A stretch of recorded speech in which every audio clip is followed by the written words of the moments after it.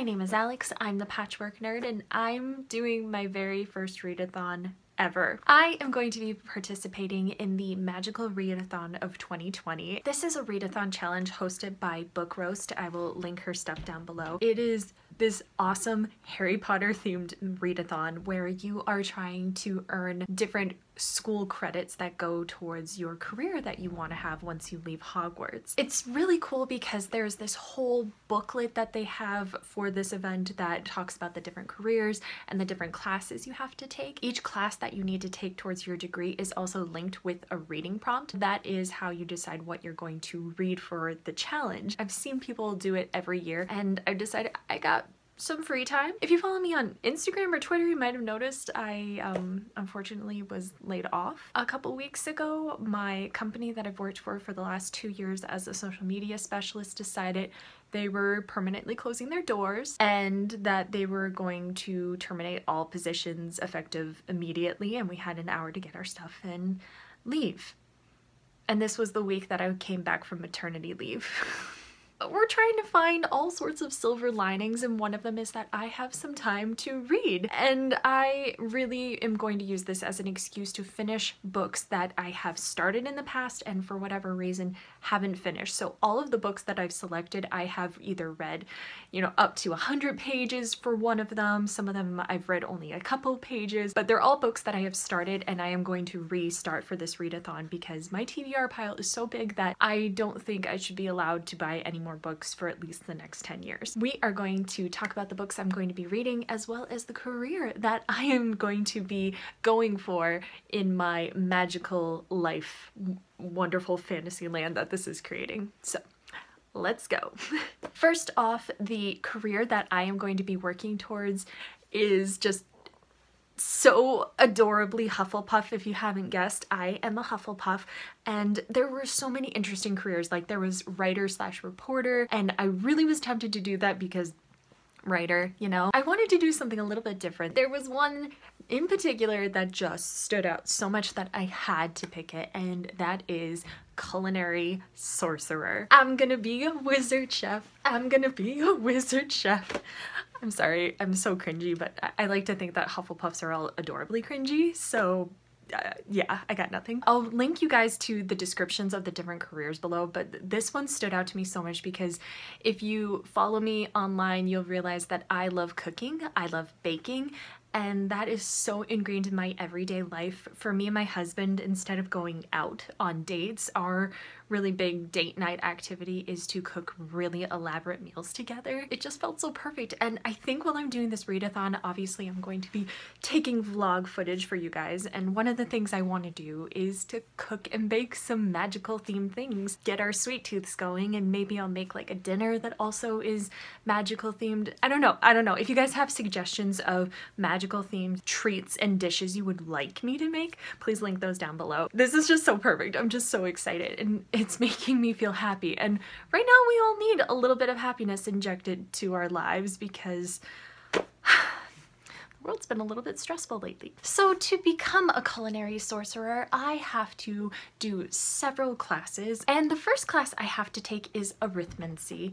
I think I'm saying that right. Sorry if I'm not. For this prompt, it is to read a book that is in the opposite of the genre that you usually read. And I was really tempted to pick a classic for this just because I normally don't read classics. But there was one book in particular on my TBR pile that I got about a year ago, read about maybe 30 pages, and then for whatever reason just didn't keep going with it. I decided this is the book that I am going to include. And the book I have selected to fit that prompt is Rayne and Delilah's Midnite Matinee. This book is a contemporary. I do read contemporaries, but typically when I read contemporaries, they have some sort of romantic plot to them. But this particular story, I did not, from the blurb, get any vibes about romance. Instead, it is about two best friends, Rayne and Delilah, and they are hosting this show where they show like old crappy horror films. One of the girls has an opportunity to get out of their small town that they both feel kind of stuck in, but the other girl is hoping that they can get their show popular enough so that her estranged father will see it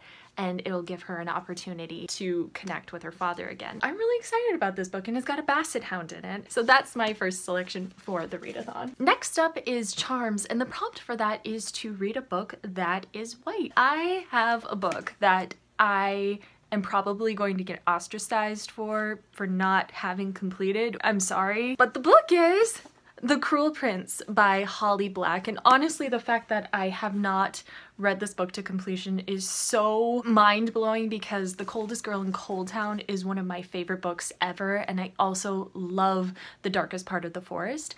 I think I've just put so much pressure on enjoying this book that when I did start reading it, I got pretty far into it, but when I was reading it, I put so much pressure on that I had to love this series that I wasn't having fun reading it. I just became so worried about what if I don't like this book. Does that mean I'm not a Holly Black fan? Does that mean I'm a terrible person? Does that mean that I no longer belong in the writing and book community?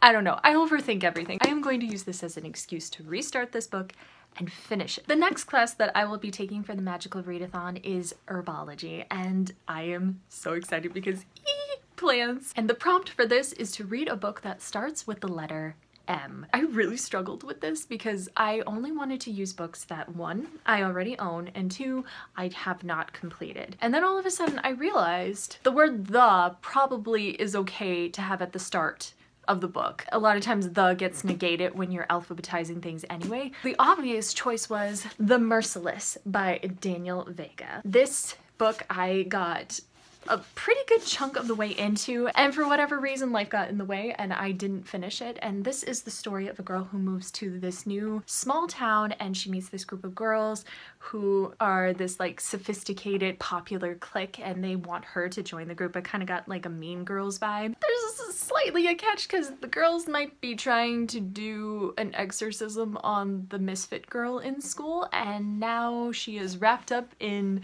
some bad stuff. This book is young adult, but it does actually have a content warning for mature audiences only. What isn't to love about a book that has such a simple, beautiful cover? I'm so excited because if you are familiar with what I write or what I typically read, anything spooky or goes bump in the night, you've got my attention. So I am ready to read this one. And finally, for my potions class, I have to read a book that is 150 pages or less. I was going through, I was like, well, do I want to read a graphic novel or do I want to read a collection of poetry? And then I had an interesting idea. I have decided what I'm going to do is I'm going to read 150 pages or less worth of a collection of short stories. What better way to do that than with Her Body and Other Parties by Carmen Machado. This is a brilliant collection of short stories that I started 1,000 years ago and for whatever reason did not get through. I found that the first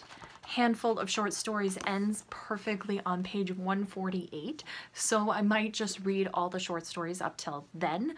Otherwise, I might just use this as my easy plow through read while I'm trying to get through some other much bigger books. Each story tells of a woman who has gone through some sort of violence. Even though this is probably going to be the heaviest read on the list, I'm very much excited because it is an opportunity to study some beautiful writing and to try to sharpen up my skills. There you have it. That is my TBR pile for the Magical Readathon. I'm nervous, I'm excited, and also I'm going to be doing Camp NaNoWriMo at the same time, so I might be biting off more than I can chew, but that's okay, we'll figure it out. I would love to hear what your guys' TBR pile is if you're doing the readathon, or share what you're reading. If you're not doing a readathon, that's perfectly fine. I'd still love to hear more about the books that you are incorporating into your life right now, as well as what you might be working on if you're doing a writing project. Finally, if you have any suggestions of things you would want me to cook or bake during this readathon, I would love to hear those. Make sure if you are new to my channel that you hit that happy little subscribe button down below. I typically post new videos on Mondays, and now that I have a lot more free time, I'm probably gonna be more consistent with that schedule. And as always, remember guys, keep writing, or in this case, keep reading, keep laughing, and most importantly, please keep encouraging each other, especially during these tricky times.